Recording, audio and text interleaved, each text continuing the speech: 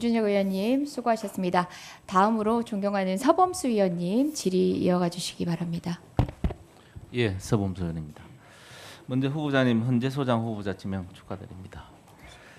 대법관 마치시고 아마 2024년 12월이죠. 마치시고 제주대 가셔서 교수로 지내시다가 임명되셨죠. 네, 제주대하고는 어떤 인연이 있습니까? 저랑 법원에서 근무 인연이 있었던 그때 부장판사 때 한 2년. 네네 근무 인연이 제주도에. 있었던 교수님이 권유해서 그렇습니까? 그래서 저는 보통 이제 대법관으로 마치시고 나가면 로펌이나 개인 변호사 사무실을 아마 개업을 하는 게 상례인데 대학 교수로 가셨단 말입니다. 근데 그때 상황들이 보면 탄핵 전국 상황이라 정치적으로 여러 가지 혼란기기도 하고 또 혹시 저는 생각에 이런 어떤 정치적인 상황을 예상을 해서 별 문제 없는 대학 교수로 간 거 아니냐 뭐 그런 의문도 있거든요. 어떻습니까? 지난 대법관 청문회에서 제가 위원님들 앞에 약속한 게 있습니다.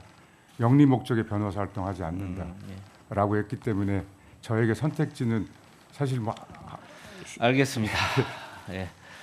그 후보자께서 현재 소장 후보 지명 당시 이렇게 말씀을 하셨습니다. 국민의 기본권을 보장하고 헌법적 가치를 지켜온 헌법재판소의 길에 동참할 기회가 주어져 부족한 저에게는 큰 영예다. 과연 이게 이제 후보자가 지명된 배경을 보면 그렇게 영예스러운 일이고 또 영예로운 과정을 거친지 의구점 좀 가지는 부분입니다. 우리 임명관제 이재명 대통령과는 어떤 인연이 계기가 된 겁니까? 제가 보기에는 2020년 이재명 대통령이 공직선거법 위반 사건과 관련해서 무죄 판결, 무죄 의견을 내신 걸로 해서 인연이 있는 걸로 보이는데 어떻습니까? 그 전에도 인연이 있습니까? 개인적 인연은 없습니다. 네. 그때 재판부 판결을 요약해 보면 TV 토론에서 정치인이 하는 소극적인 거짓말은 어느 정도 허용이 될 수 있다 이런 의미로 말씀을 하신 걸로 의견을 낸 걸로 알고 있습니다. 지금도 그 소신에 변함이 없습니까? 거짓말이 허용된다는 적극적 의미를 담은 결정은 아니고요. 예, 그런 취지로 저는 판단하지 않았다는 말씀 올리고 싶습니다. 물론 뭐 대법원 판결은 제가 존중합니다만 당시 대법관들의 의견도 7대5 정도로 팽팽하게 나눠져 있고 국민들께서는 여전히 거짓말을 해도 되나 뭐 그런 식으로 인식이 돼서 납득 못하는 국민들이 많다는 말씀을 드리는데 그래서 한간에서는 이 판결로 우리 후보자께서 이재명 대통령을 정치적 생명을 함구하셨다. 그리고 이번에 다시 헌재 소장으로 후보자로 임명한 데 대해서는 앞으로 또 여러 가지 헌재에 여러 가지 상정될 사건들이 있는데 거기에 대해서 다시 한 번 더 정치적인 생명을 구해줄 것을 기대하는 보훈 인사이자 청탁이사다라고 하는 세간의 평이 있습니다. 거기에 대해서 어떻게 생각하십니까?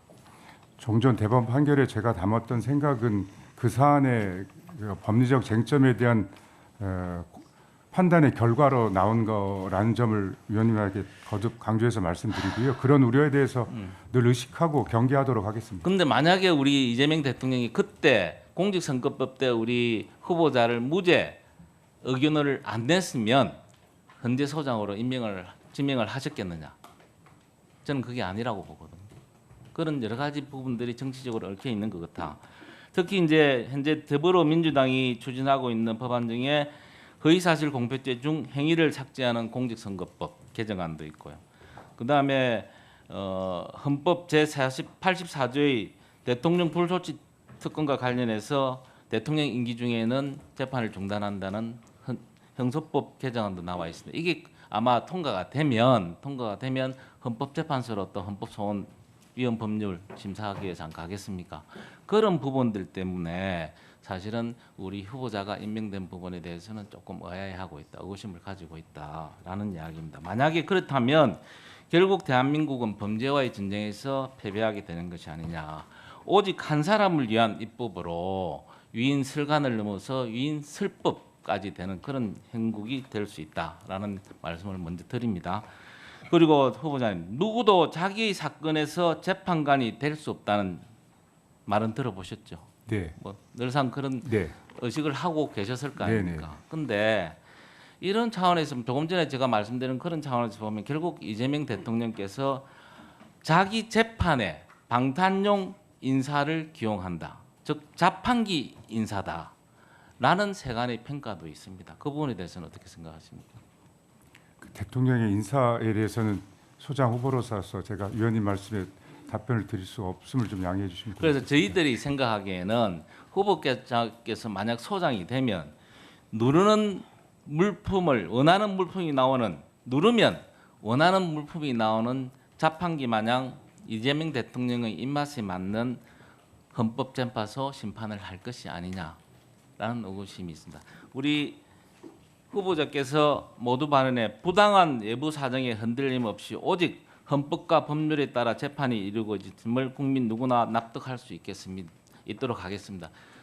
이게 진심입니까? 진심입니다. 그런데 우리 외부에서 보기에는 이런 부분이 아니다. 지금 우리 후보자께서 지명받은 부분은 여러 가지 정치적인 사항을 고려해서 지명받았다라고 평가를 하시거든요.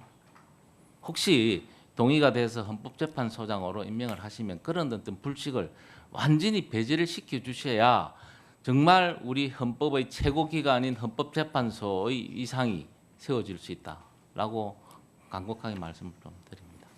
위원님 말씀 명심하겠습니다. 저 개인적으로 노력하고 저의 판단과 처신 여하에 따라서 재판소가 그동안 쌓은 신뢰에 직결된다는 점을 늘 의식하겠습니다. 예, 한 가지만 더 여쭤보겠습니다. PT 한번 잡아보십시오. 아니 그 앞에 이게 지금 우리 이재명 대통령 기소 사건 시에 변호사들 했던 분을 정부 요직에 임명한 경우입니다. 법제처장도 했고 국가정보원 기획조정실장도 임명을 하셨고 특히 민정수석실에 보면 전부 다 깔아놨어요.